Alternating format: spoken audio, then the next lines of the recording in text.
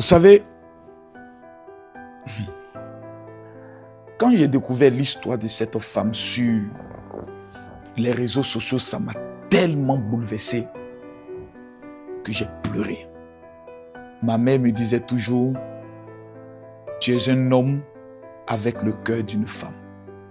Il y a des choses pour moi qui me détruisent parce que je sais d'où je viens.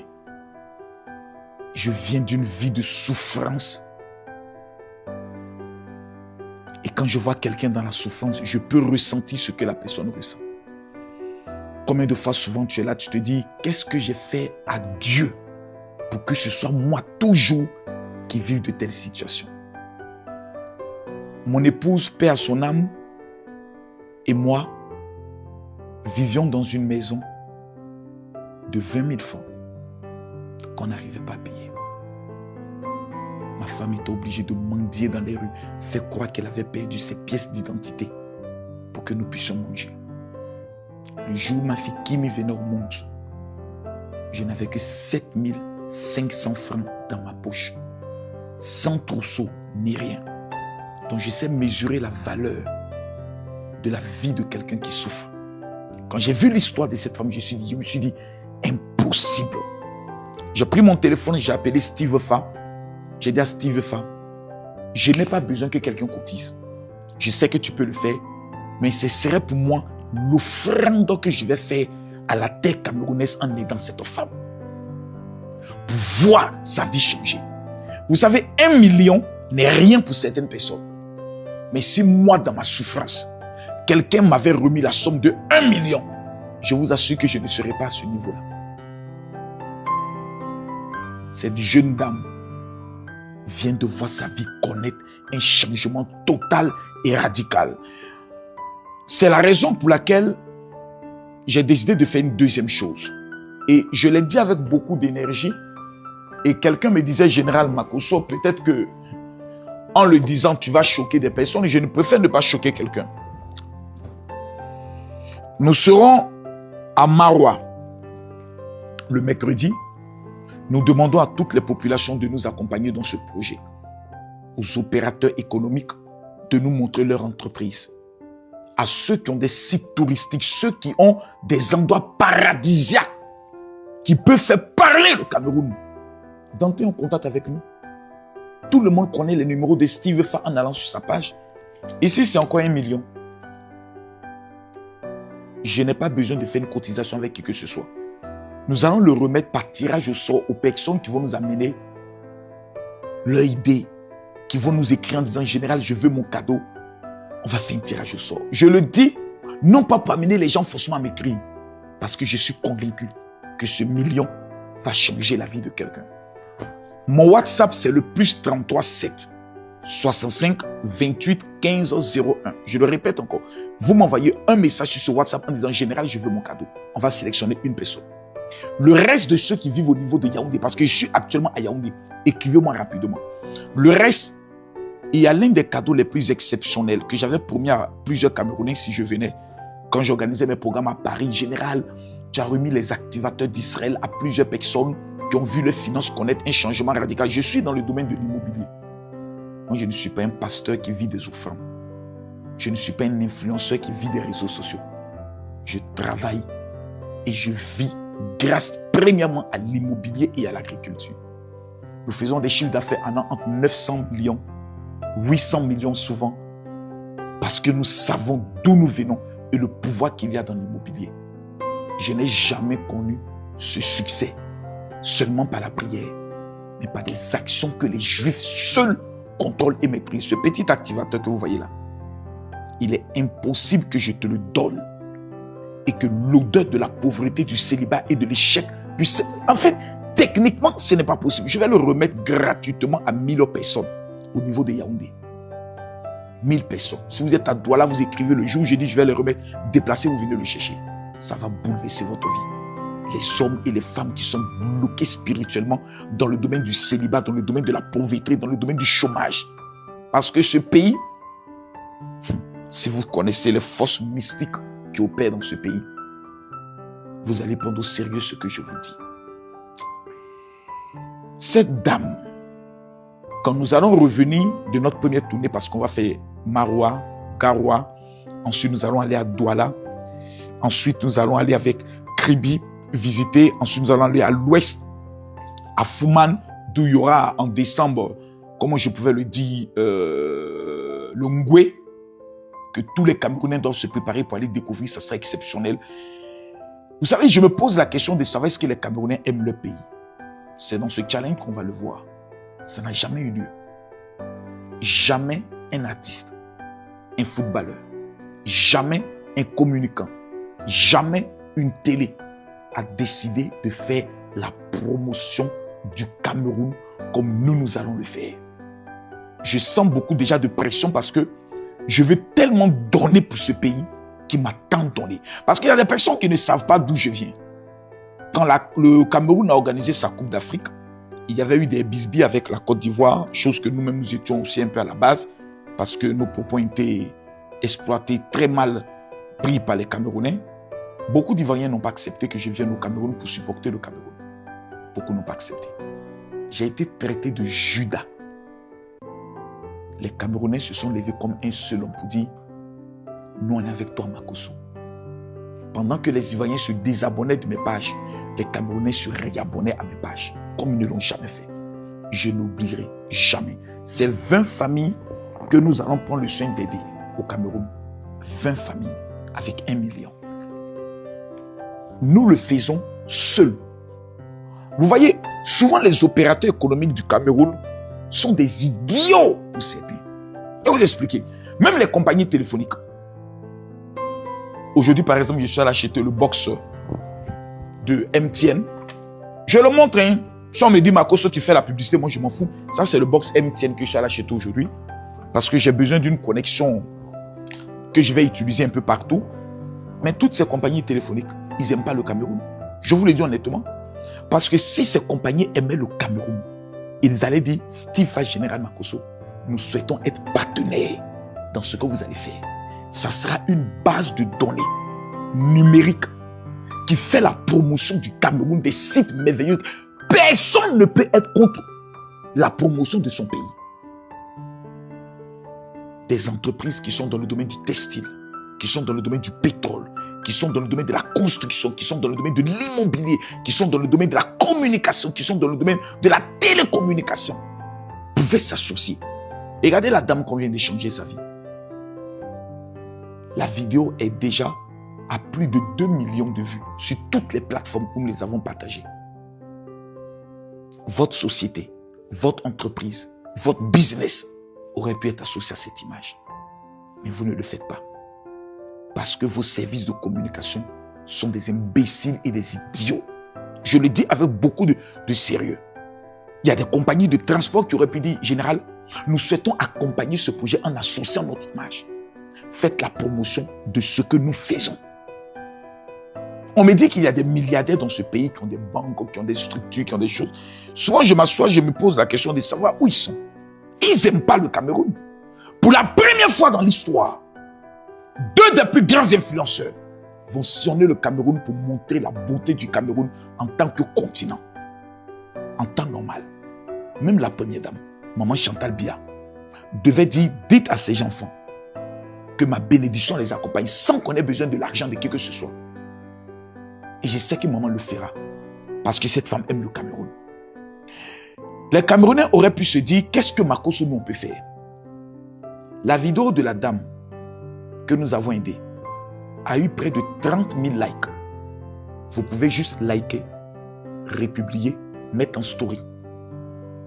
Tout ce que nous allons faire, zone par zone, du nord, du sud, de l'est à l'ouest, à l'extrême nord, tout ce que nous allons faire, la responsabilité vous incombe à pouvoir les partager et les booster.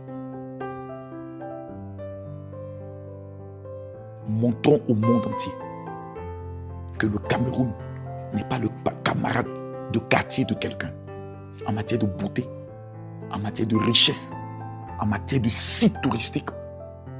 On parle aujourd'hui du Sénégal, mais on va vous montrer des endroits d'où la traite négrière se faisait au niveau du Cameroun, mais que personne ne connaît en Afrique.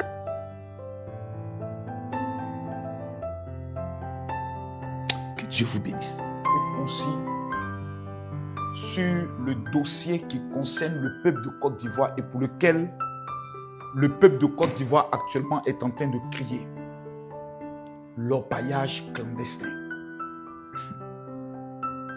Vous savez, ce qui manque, c'est la vérité en Côte d'Ivoire. Tapotez, mettez-moi les cœurs. Tapotez, mettez-moi les cœurs. Moi, ce dossier, je ne veux pas trop en parler parce que j'ai peur de dire des choses qui vont créer un tollé et qui vont me créer des problèmes inutiles.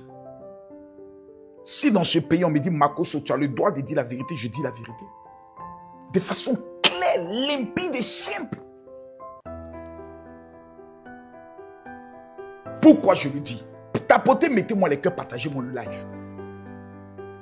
Le problème de l'orpaillage clandestin, il faut que d'abord on puisse parler. Ils viennent prendre l'or. L'or est le seul élément par lequel un pays définit sa richesse.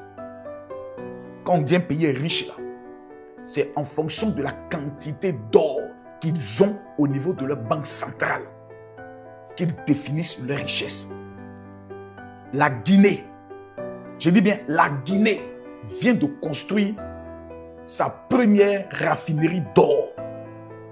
Le président de la Guinée a indiqué plus jamais l'or ne sort de la Guinée sans passer par cette raffinerie. Il a imposé à tout le monde. Au niveau de la Côte d'Ivoire, on va être sérieux. On sera honnête et on sera clair. C'est vrai, le pays qui est à la base de l'orpaillage, qui détruit le Ghana, qui détruit le Togo, qui détruit la Guinée, qui vont jusqu'au Congo, c'est les Burkinabés. Il ne faut pas qu'on le dise, mais on ne le dit pas avec haine. Parce que ce sont des bosseurs, ce sont des aventuriers, ce sont des personnes, c'est comme des maniants. Ils rentrent dans des pays sales, sales. Ils n'ont pas peur d'entrer dans la boue. Ils n'aiment pas la terre où ils rentrent. Ils n'aiment pas le pays où ils vont. Ils vont avec une mission. Comme des parasites. On va détruire la terre. On va tout mélanger. Nous, on va faire sortir notre or pour aller construire chez nous. Donc, ils sont dans ce qu'on appelle une théorie. On va gâter tous les autres pays là. Prends l'or qui doit faire leur matière première, qui doit définir leur richesse là. Nous, on va les piller, braquer ces pays là, voler ce que les ancêtres ont laissé dans la terre pour les générations à venir pour aller construire notre pays. Et quand ces pays n'auront plus de poissons dans les eaux, quand ces pays n'auront plus de terre pour faire le café et le cacao, quand ces pays n'auront plus de terre pour faire la rizière, planter le riz, c'est nous les Burkinabés qui auront l'or, qui allons venir maintenant racheter les terres et les recoloniser. S'ils refusent, on achètera les Kalachnikov pour les abattre. Quand tu dis cette vérité, on estime que tu n'aimes pas les Burkinabés. Pourtant, les Burkinabés eux-mêmes, dans leur déclaration, reconnaissent que c'est eux qui sont à la base de tous nos problèmes. J'ai vous fait écouter 2 vidéos de 2 Burkinabés qui parlent. Un parle en moré, c'est un ancien orpailleur qui est devenu clandestin, qui donne des conseils en moré, qui dit à ses frères, la Côte d'Ivoire, vous êtes partis là, arrêtez de vous filmer. Prenez l'or là au maximum, détruisez les terres. Vous allez venir construire, rouler dans les belles voitures au niveau du Burkina Faso. Quand vous écoutez, écoutons ce monsieur et on revient. Écoutez-le.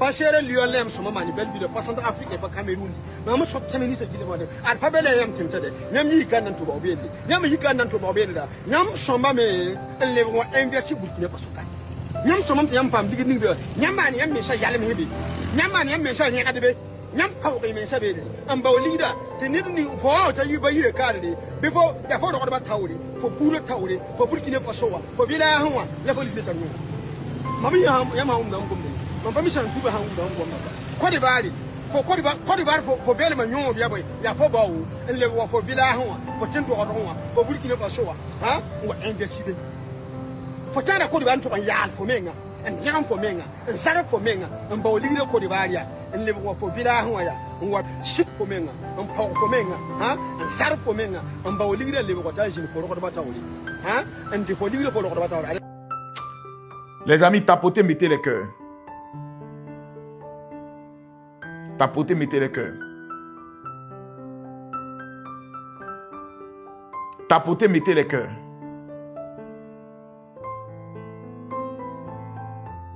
Tapotez, mettez les cœurs.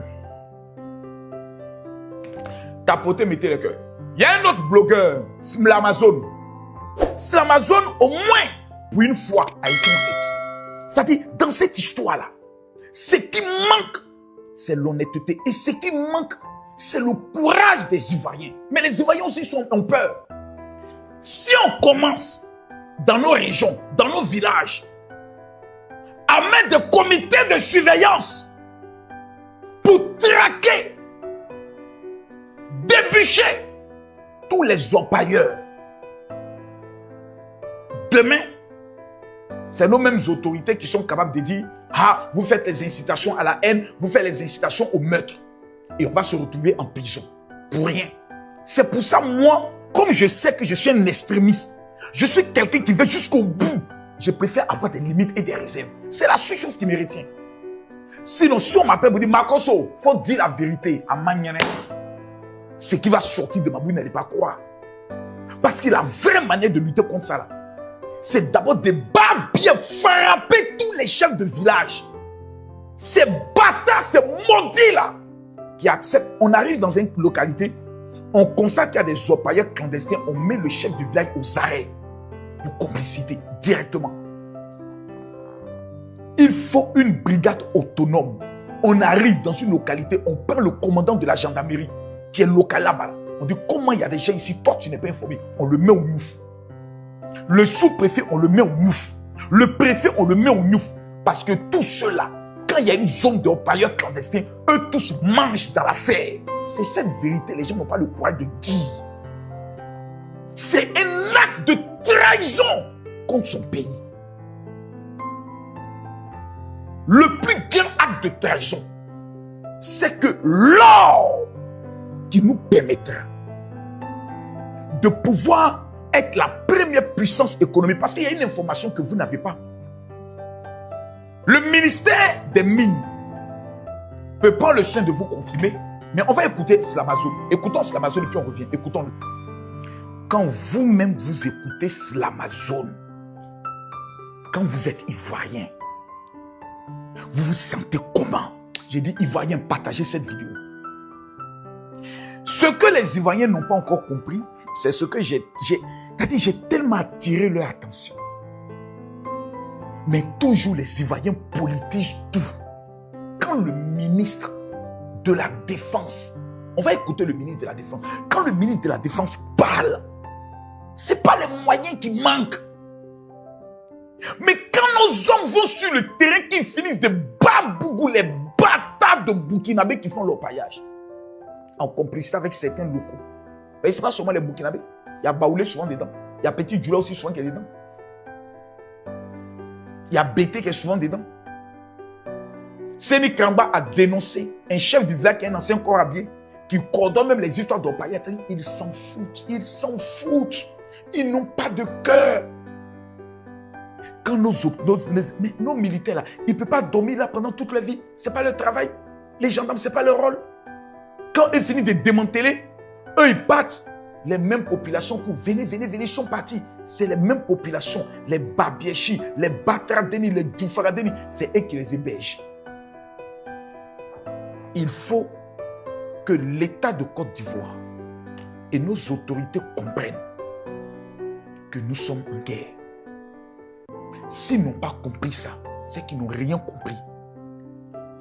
Nos autorités qui sont en haut, les ministres de la justice, ministre de la sécurité, ministre de la défense, actuellement là, notre armée là, ils ne font pas guerre.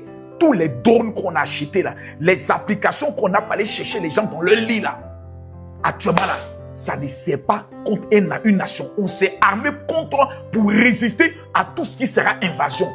Mais l'invasion est déjà là. L'ennemi est dans nos rangs. Le ver est rentré dans le fruit. Le diable est dans la maison.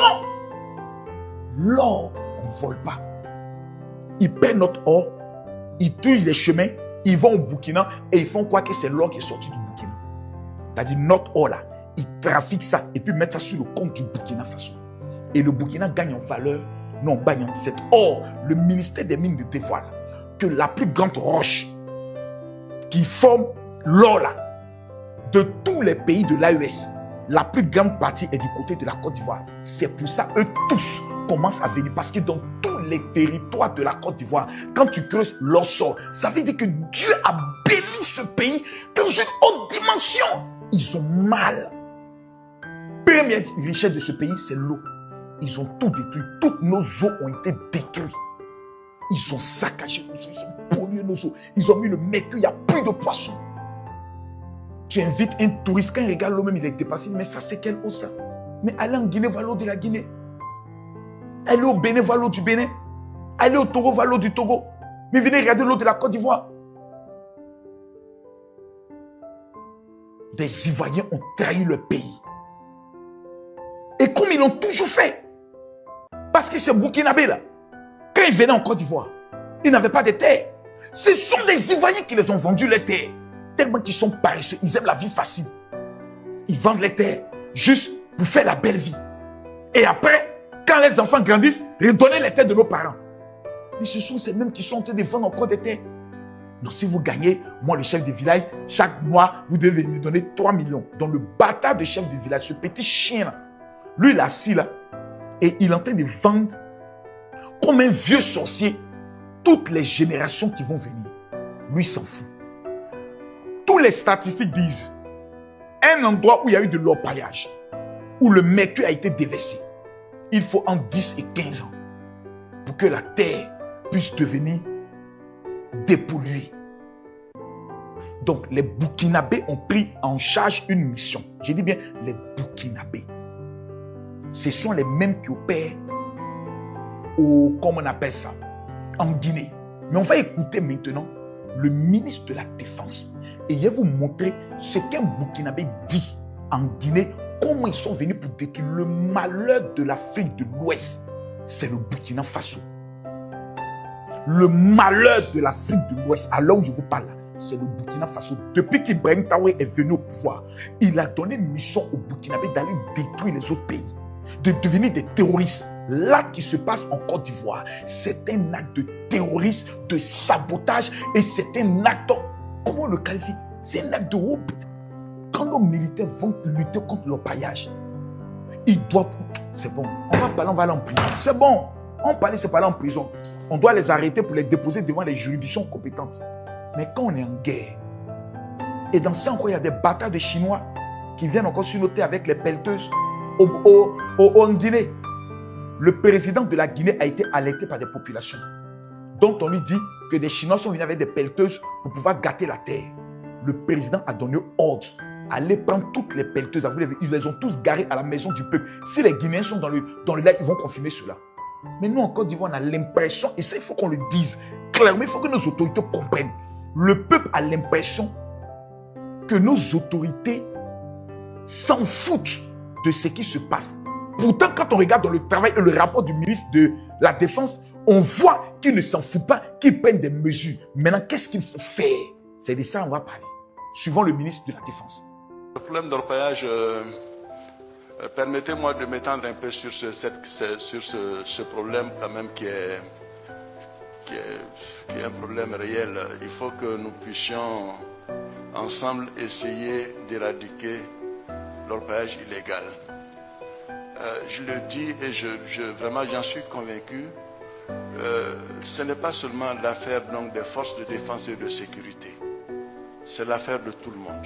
Que ce soit les chefs de village, les chefs de canton, les jeunes, et j'en passe.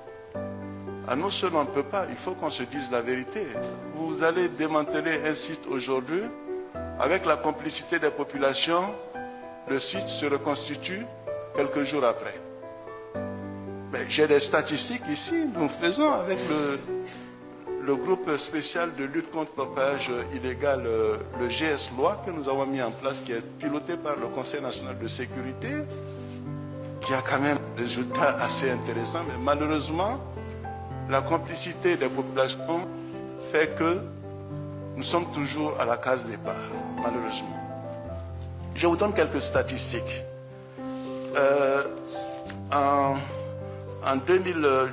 Depuis juillet 2021, nous avons démantelé 959 sites que nous avons déguerpis. Nous avons arrêté 1869 personnes, dont 30% d'Ivoiriens, s'il vous plaît. Ça veut dire qu'il y a 70% d'étrangers, malheureusement, avec bien sûr la complicité donc, des populations ivoiriennes. Nous avons saisi 323 pelleteuses. Nous avons saisi 19,776 kg d'or. Nous avons saisi 1723 sacs de minerais et nous avons saisi 954 487 000 de numéraires, détruit donc 4 466 dragues, 70 426 abris de fortune, 705 broyeuses, 4 311 concasseurs. Cela veut dire que le GS Loi essaie de remplir sa mission, mais il ne peut remplir sa mission qu'avec votre appui. Vénérable, je voulais à vous aussi vous demander de vous organiser pour essayer de porter donc une mission auprès de vos populations respectives. Vous savez, quand vous écoutez le ministre de la Défense, si vous avez l'impression d'écouter le président de la République, c'est pour cela que je suis convaincu qu'en 2030, il faut qu'on lui confie le pouvoir. Même s'il n'est pas d'accord, même s'il ne le veut pas. Il faut qu'on le brigande, il faut qu'on le kidnappe, il faut qu'on trouve un élément pour le forcer. S'il refuse, on peut le traduire en justice pour acte de haute trahison. On doit le faire. Parce que moi, je ne serai plus dans les histoires de non, général, quand tu dis ça, tu peux prendre le soin des... Moi, je m'en fous. Moi, je suis un cabri mort. Moi, je ne réponds pas à quelqu'un. Je suis un cabri mort. La vérité, je la dis. Le ministre de la Défense nous dit, dans ce qu'il déclare, qu'il faut que les chefs de village accompagnent, que les autorités administratives suivent, que les jeunes suivent. La solution, elle est simple. Tous les jeunes, allez arrêter ces gens-là. Libérez vos terres. Voici le mot d'ordre que le président de la République doit donner. Mais aujourd'hui, nos autorités craignent qu'on va dire ça. Les populations sont capables d'exagérer pour faire des règlements de compte par rapport à des problèmes de terre. Donc, qu'est-ce qu'on fait? Qu'est-ce qu'on fait? On ne va pas rester là pour spéculer. On va pas... Non, le danger est là. Nous avons dit, il faut le retour de la carte de séjour. Nos autorités dorment dessus. On ne sait pas ce qu'ils veulent. On a un territoire comme le Burkina qui est en train de nous créer toutes sortes de mètres, qui est en train de nous foutre le bordel. Nos frontières sont des passoires parce que les accords de la CEDEAO font en sorte qu'il y a la libre circulation. Ils ne sont plus de la CEDEAO. Ils rentrent chez nous, c'est par rapport à quoi? Des terroristes, des braqueurs qui viennent sur nos terres voler l'or. Vous savez ce qu'on appelle l'or? Ils sont prêts à mourir. Ça veut dire que demain, ils vont commencer à s'armer pour protéger les zones et tirer sur les Ivoiriens parce qu'ils s'en foutent du sang des Ivoiriens. Depuis qu'on est petit, les premiers coupeurs de terre, ça a toujours été des Burkinabés dans ce pays. Ils vont nous abattre dans notre propre pays. Et pendant ce temps, nos autorités sont trouvées dans les bureaux climatisés, les formules stratégiques, qu'est-ce qu'il faut faire, et puis tous les grands experts vont venir.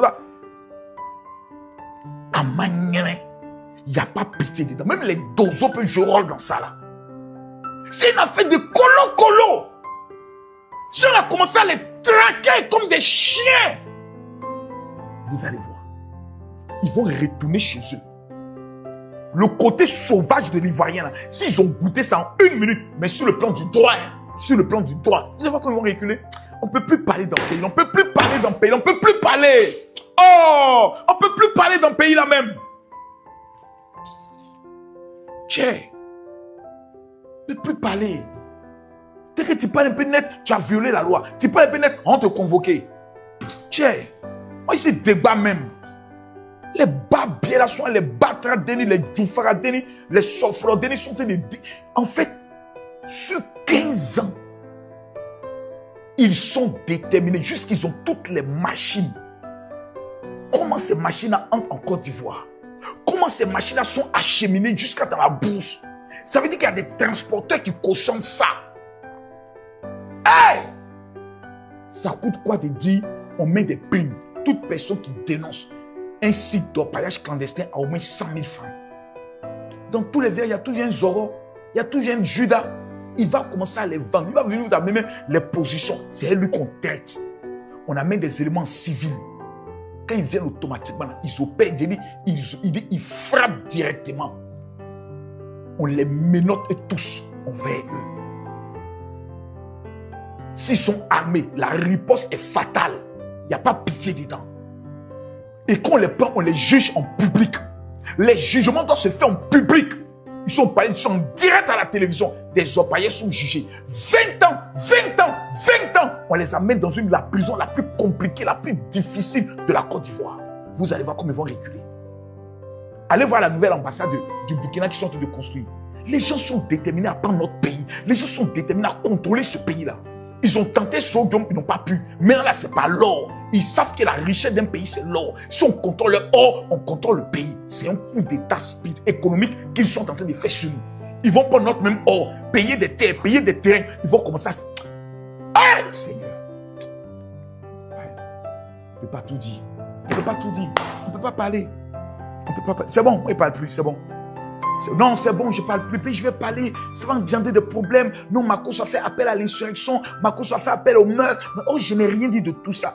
Il faut que le président de la République prenne un décret et fasse une communication à la nation.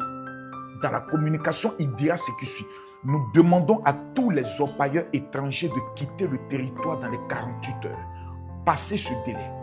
Je donne un état d'urgence dans le pays.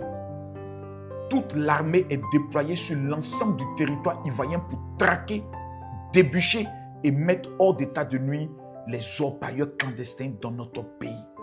Tout chef de village, tout administrateur qui sera reconnu pour coupable va subir la rigueur la plus stricte et la plus rigoureuse de la loi. En dernier lieu, le président dit ce mot qui suit. La chasse est ouverte. C'est terminé. C'est fini. Donnez-moi ce côté-là. Donnez-moi ça. Makos, il faut gérer ça. Je vous jure. En un mois, il n'y a plus un seul orpailleur clandestin en Côte d'Ivoire. Nous appelons les chasseurs traditionnels, les dozos, à venir nous aider. Maintenant, si on constate que dans les gens qui sont au pouvoir, il y a des personnes qui ont des sites d'orpaillage clandestin, lui, on le prend, on le juge aussi devant tout le monde et on le jette à la maca. Parce que lui, c'est le 2 fois plus bas bien même du pays. Toi, tu es au pouvoir et puis tu as des sites d'orpaillage clandestin. Tu es un maudit. Tu es un vrai maudit. Tu es un vrai maudit. Toi, tu n'as jamais mis le président Alassane Ouattara. Il faut que ce problème soit réglé comme si nous étions en guerre, parce que nous sommes en guerre. Quand nous sommes en guerre, comment se comporte le peuple? Tout Ivoirien devient soldat pour son pays. Quand nous sommes en guerre, comment se comporte l'armée? L'armée n'a pas d'état d'âme. C'est sur 10 générations. Ils vont détruire. C'est-à-dire, c'est sur au moins 15 ans, ils vont détruire nos terres. Vos enfants, les corps habillés, n'auront plus un endroit où vivre. Vos parents n'auront plus péché. Vos villages seront détruits, seront vendus au Burkinabé. Le volume est bon? Merci. C'était mon live.